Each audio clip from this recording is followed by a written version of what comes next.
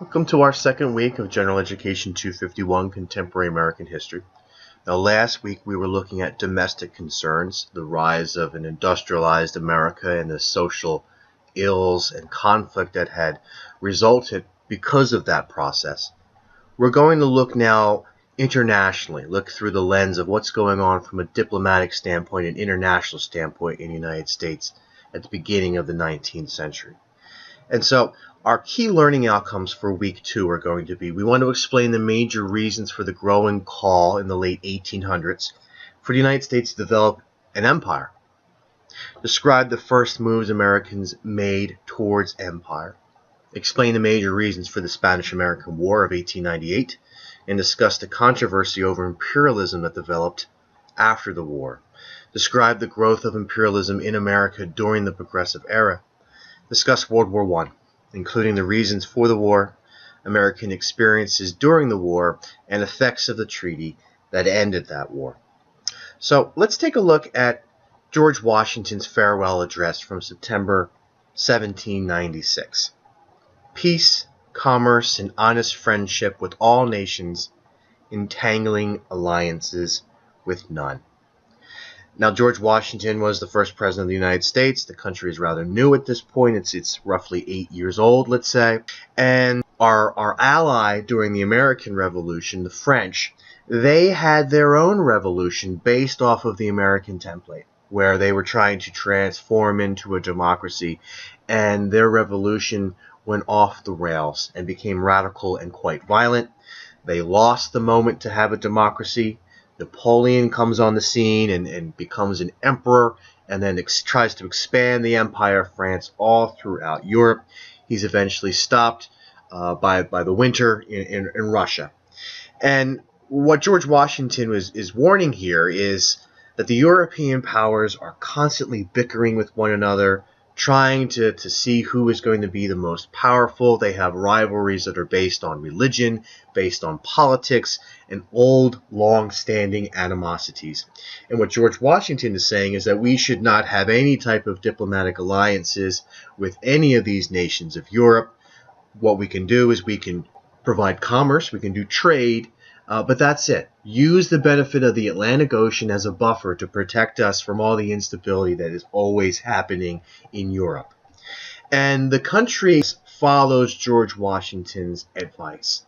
But somewhere around 1844, moving into that period, there's a change in America's approach to its standing in the world. Now, if we take a look at this slide, we're going to get a definition of imperialism. It's a policy of extending a country's power and influence through diplomacy or military force. And here we have another picture of Lady Liberty. We saw a few of them from last week. She was not in very good circumstances last week. She was being bitten by snakes, carried off by monsters, strangled by octopi. But now she's dressed in her best patriotic fanfare, and she's putting on a new hat. Let's take a close look at what this hat looks like. Upon closer inspection, we see that this looks like a naval vessel, a military vessel. We see 4 cannons, and in the plumage at the back of the hat, it actually can mimic smoke, and in that smoke we can see the words expansion. And then written on the side as the name of this boat hat is world power. So what's happening here? Why are we starting to jettison at this particular moment in time in 1844 moving on Washington's advice that we should not be looking to entangle ourselves to a greater extent upon the world stage? Here's this concept that's very important to understand in regards to American history. It's manifest destiny. All right, remember this term, manifest destiny. It's a 19th century doctrine that the expansion of the United States throughout the American continents was both justified and inevitable. And it's justified and inevitable because if we take a look at who's front and center in this picture, it's an angel. So this manifest destiny is for many Americans considered ordained by God. And if we take a harder look at this image, what do we see? Well, on the left side of the image, what would be considered the westward part, of the American continent, if we look at this particular canvas as the North American continent, let's say, well, we see that there are buffalo, but they're moving off to the side. They look like they're running off to fall off the edge of the painting. So too are the indigenous peoples. They're being moved and swept aside in this image as well. And what is replacing them? Well, it's this technology and European settlement. So we see a crude Conestoga wagon that's going to be quickly replaced by a more refined type of wagon. These individuals could be considered the ones that are civilizing this land, and once it's been taken to heal a little bit and civilized a bit, then we see a refiner sort of individual start to move westward. This small pony that we see in the image, just right below the angel's right arm, that represents the Pony Express. This was a special unit that was tasked with riding horses very fast across the plains in order to get messages across the country quickly. But even the Pony Express is already somewhat more towards the left of this image than center or towards the right. And if we take a closer look at the angel, well, the angel looks like she must work for some sort of telecommunications company, because she's laying down a wire of some sort. Well, it's going to be telegraph wire. Think of it as the 19th century's equivalent of text messaging. It's going to replace the Pony Express as the primary way to get communiques from the East Coast to the West Coast, because it's so fast. It's going to take mere minutes, whereas the Pony Express, still with its fastest riders and fastest horses, would take several days to cross the same expanse. And if we look further to the right of the image, well, what we see is we see these trains. The Transcontinental Railroad that we discussed in the Progressive Era last week. And even further, we can reasonably infer that this is going to be the Mississippi River, that river on the far right side. So this is an important concept to understand, this manifest destiny, because there's a question at the end of this particular concept. What happens when Americans reach the Pacific Ocean? What happens then? Here are stages of American expansion throughout the North American continent. We have our 13 colonies, and then we can see this area that's considered the Ohio Territory, even though Ohio is just a small bit of it, that was added in 1783. And this is one of the main reasons why the colonialists wound up rebelling against the Crown in the first place. The British Crown had negotiated treaties with the tribes that lived in this particular area in the Ohio Territory, and promised them that the colonists were not going to expand across the Appalachian Mountains, which represents that leftward border between the green and the blue. And of course, American colonists were livid about this. George Washington speculated heavily, for example, in this land west of the Appalachians, and told his real estate agent, keep speculating. We're going to solve this issue of this closed area to colonial expansion one way or the other, but still speculating there. And George Washington, well, he's a tidewater elite. He comes from this particular area of Virginia that has amassed a great amount of wealth because it's close to the Chesapeake, and so they can get their tobacco to market much more effectively than someone who lives in the hinterland of the country. So he's doing all right, but this Ohio Territory is going to be massively important for individuals that are lower on the social economic status, who are working in different capacities in the colonial area that would eventually become the 13 states. They're raising money, they're raising capital with the idea of buying a plot of land. And because all the land in the 13 colonies is already, for the most part, owned by someone, that Ohio Territory represents their economic future and the future of their family.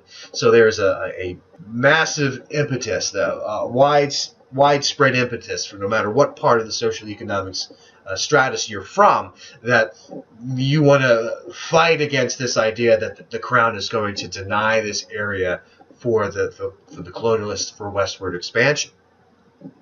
Thomas Jefferson, if we take a look at this purple area called the Louisiana Purchase, Thomas Jefferson was looking to purchase New Orleans as a way to protect American shipping on the Mississippi. So he approaches the French, and Napoleon says, well, I'll sell you all of the Louisiana territory, not just New Orleans. And of course, Jefferson jumps at the opportunity to basically expand the country, almost double the size of what it was before. Then in 1845, there's going to be issues with Americans that have moved over into this area that's been controlled by Mexico. There'll be a rebellion there. Texas will be its own independent country for about a decade, and then it will ask for admittance into the Union. That's going to be happening in 1845. And in 1846, that gray area in the Northwest, there's going to be a negotiated boundary between the United States and Great Britain in that area. We will see war with Mexico in 1848, and basically the contours of America are set. There's no other place to go, east or west. The only places that you could go now would be north or south. Now, northern expansion was tried in several moments in time. The United States has tried to conquer Canada, and it has always failed. There were some statesmen and individuals that were thinking, well, perhaps we should turn southward and look to perhaps just conquer Mexico outright, keep going into Central America, but that was looked at as eventually falling out of favor because the individuals that lived in Mexico and Central America were predominantly Latino and Catholic, so they were of a different cultural and social milieu than what the United States was from. So that was eventually abandoned. But the idea that the country still needed to expand was not abandoned. And now we need to take a look at what happens when we start dipping our toes in the Pacific Ocean.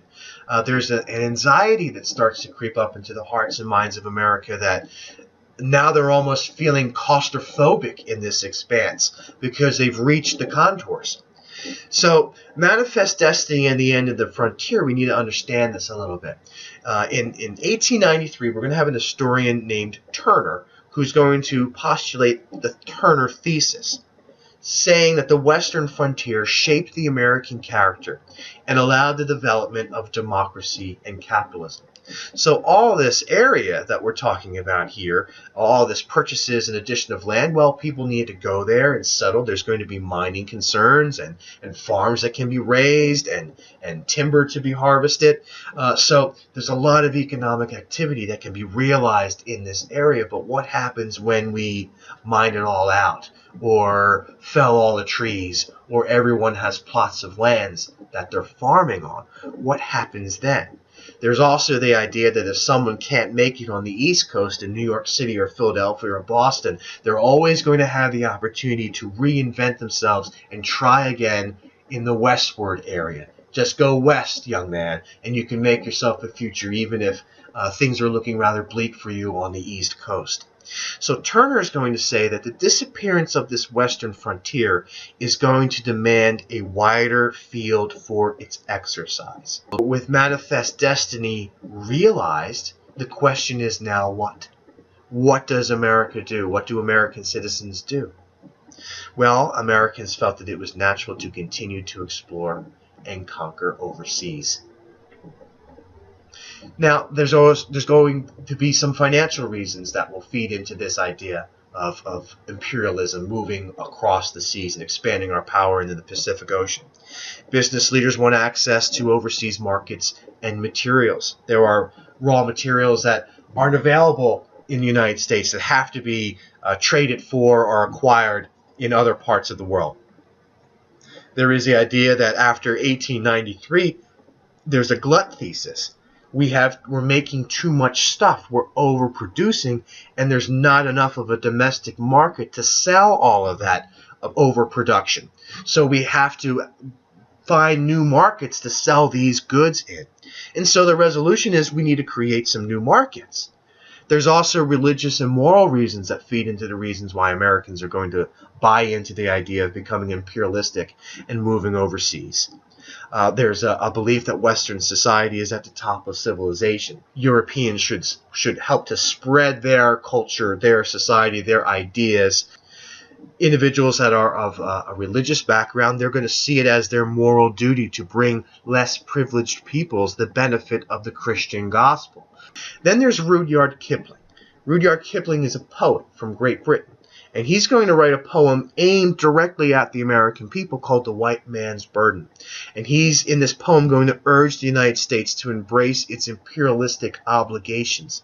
Obligations is how Kipling words it, basically stating that Americans are not doing enough as a country that's founded as part of its ethos, Western civilization and Western ideas and Christianity and Christian morality. If you don't get into the imperialistic game and help us spread our civilization and our belief system, well, then you're amoral and you're working against the Word of God. And this is going to have a major motivating effect for the American people. Many people are going to look at Rudyard Kipling's poem, and that's going to be the impetus that's going to, we need to embrace our imperialistic obligations because it's just the morally correct thing to do. Now, there's also geopolitical reasons. There's Americans fear that if we don't get into these imperialistic game and acquire some foreign markets for ourselves, well, then we're going to be locked out of foreign markets.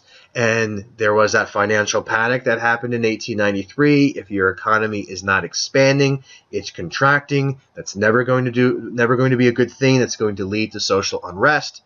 And so this fear of being isolated from the land grabbing would result in the loss of world markets and potential geopolitical power for the United States. There are benefits of conquests, substantial profits, and a worldwide network of commercial and military bases can be achieved. So these are all feeding into the reasons why Americans decide to expand their power overseas. So what are our initial acquisitions in the Pacific? Well, we're going to see the Treaty of Wangxia. That's going to open up Chinese ports to American trade in 1844. This is what the Chinese would do, is they would open up certain ports to the Germans, certain ports to the Dutch, the English, the French, etc. And the United States is going to get access to a few ports to do trading as well. In 1878, there's going to be a treaty with Samoa that will establish a base at Pago Pago. And basically what this base will be is just a massive coal station because naval vessels are going to be run on a different type of power in the 19th century than wind and sails. And we'll take a look at that in a moment. But in order to fuel, provide energy to these new modern naval vessels, you need coal. And so you can't carry as much coal as you need for a trans-Pacific journey, so you're going to have to stop off at certain areas to refuel. And so it's important to have bases that allow your ships to refuel. Now, we're going to acquire Alaska in 1867 from Russia for $7 million. This is the Johnson administration. Lincoln has been assassinated, and now Andrew Johnson is the president. William Seward was Secretary of State for Lincoln, stays on in the cabinet. He negotiates this purchase of Alaska for $7 million from Russia. People laugh at him. They call it Seward's icebox or Seward's folly. Well, we probably extract $7 million worth of oil a week alone from Alaska, so it turned out being a good deal. Now, Seward also wanted to acquire Greenland and Iceland, but Congress wouldn't go along with providing the funds for those acquisitions. He only got Alaska. But that turned out to be a smart move, not only because of the financial reasons, but also because another one of these European powers was removed from North America. Russia no longer had a foothold in Alaska on the continent. And then Hawaii is going to be formally annexed by the United States in 1898. There's going to be some American business concerns that will look to weaken or overthrow the Queen. You can read about it in the book. And Hawaii is considered so important as a strategic point that American citizenship will be extended to the islanders of Hawaii in 1900. And so these are the initial Pacific acquisitions, but America doesn't stop there.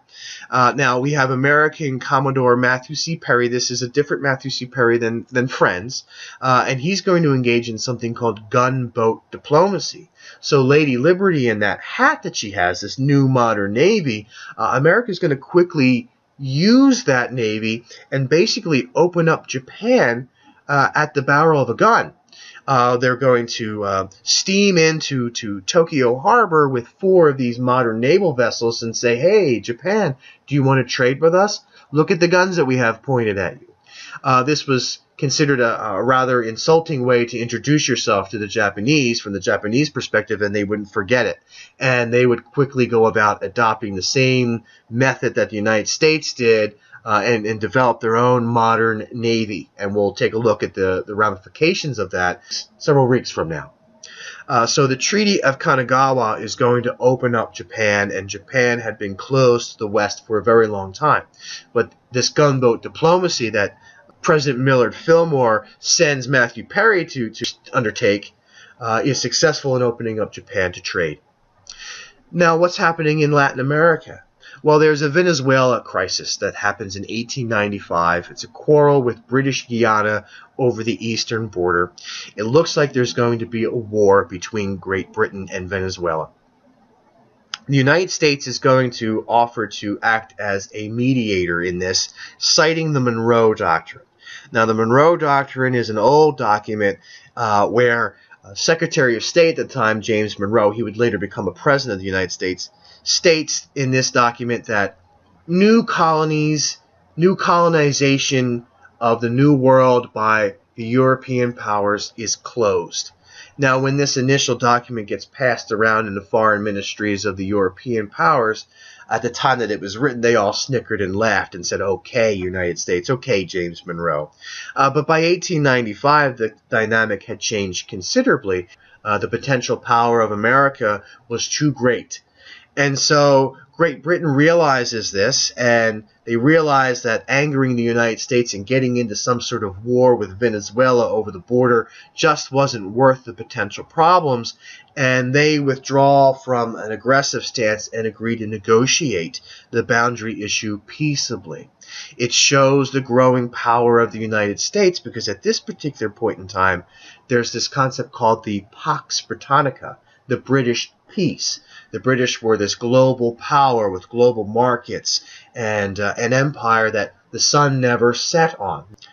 Now, here's one of our political cartoons that really is a wonderful synopsis of what happens in the Venezuela crisis. So all these European powers that George Washington had warned were bickering and always at each other and trying to give one another their comeuppance, they're celebrating this image. This is Grover Cleveland, all right? He's going to be the president of the United States at this particular moment in time. And you can see that Grover Cleveland is looming over these petty European leaders. He's so much grander and more powerful. He could just step on one of them. He's like a giant in the land of the Lilliputans. And the other large representation that we see is of Great Britain and the lion. But Grover Cleveland in the United States is twisting that lion's tail. And if we take a close look at Great Britain, well, it looks emaciated and weakened. It looks fearful. This isn't a Great Britain that is in its ascendancy.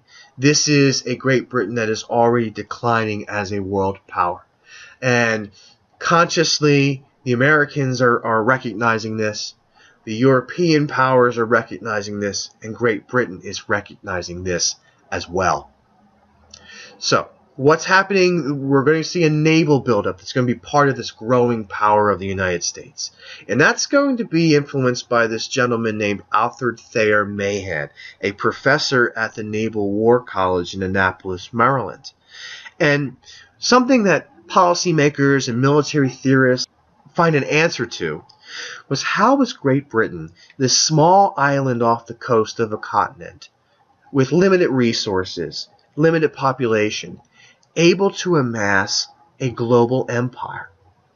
And Mahan, through his research, he discovers that he believes that it's their navy. The ability to protect shipping, to expand your markets, to move your troops around the world effectively and efficiently, was the reason why Great Britain was able to amass such wealth, such power on the world stage. And at this moment in time, moving from the 1800s into the 1900s, we're seeing this technological change that's being brought about by industrialization. So it's changing the naval vessels as well. Wooden vessels that are powered by wind and sail are soon going to be anachronistic. And this new all-steel, steam-driven battleships are the future, with the long-range artillery. Just exactly the type of navy that Lady Liberty was placing on her head as her hat. Mahan is going to contend that the need for warships to protect merchants and maintain overseas colonies is what's going to help America, or any other country for that matter that tries this template, rise to challenge Great Britain and potentially usurp it as the world power. And here's a picture that shows just exactly what this modern navy looks like. Not a sail in sight. All coal steam driven. A very different navy than what we had seen just even 60 years prior. And now we're going to take a look at some of the wars that America winds up getting into as a result of this growing imperialistic tendency.